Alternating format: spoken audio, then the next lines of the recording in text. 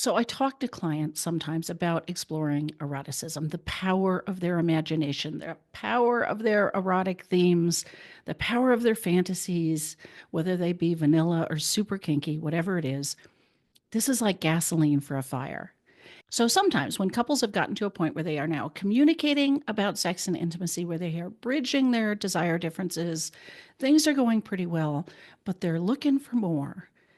What I will often share is let's tap into eroticism. What is that for each of you? And one of the ways to do that is to write out your own stories.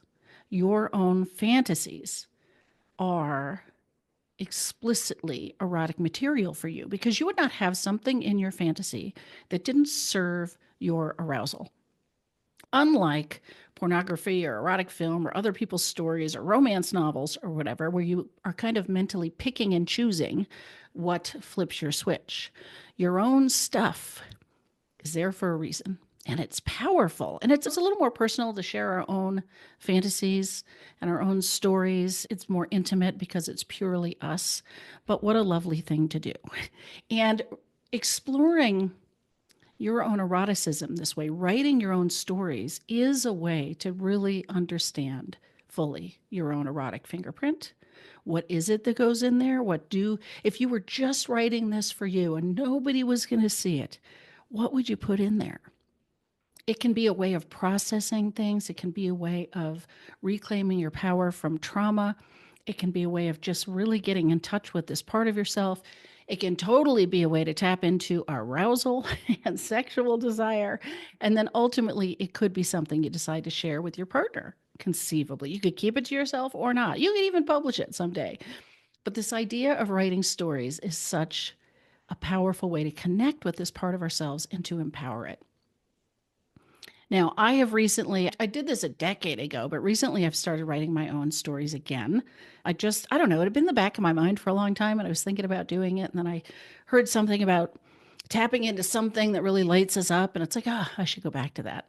And as I'm exploring this journey again at a new stage in my life, and I mean, my stories haven't changed that much actually, but it's sort of serving a new purpose now that I'm in menopause. It's been really interesting. And it occurred to me that we could create a community around this. So I have started Women Writing Erotica.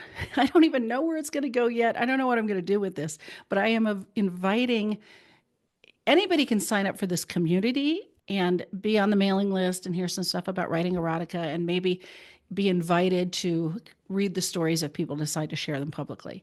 And then women specifically can join the private community where we can talk about this, where we can give each other feedback, where we can explore themes, where we can talk about what it's bringing up for us. You know, as a sex therapist, I might be able to be helpful if it's bringing up trauma or questions or self-doubt, whatever's happening. But in a safe community of women, we can explore this together. And who knows what we'll do with it, right? But it'll be private, it'll be contained, it'll be confidential, but a place to talk about it and explore your own writing. So if you're interested in that, make sure you're looking down below for the link to sign up to join that community. If you're just curious about it, you don't want to write erotica, or you're not a woman, feel free to opt in and be on the mailing list. You're just not going to be allowed into the private discussion group.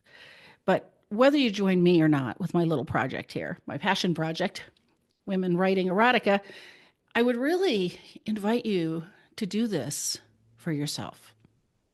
Start with a prompt. One of the ones I give my clients, I don't know, it's just popped into mind. We were on a train, or I was on a train. And that's your starting point. Where do you take it? And again, I would first write this without any thought of sharing it. Let it just purely for you. You're writing exactly what you want. It's just the exploration that matters. And then at some point, if you want to share this with your partner, if you want to share your stories with each other, I think that's a wonderful way to open up the conversation.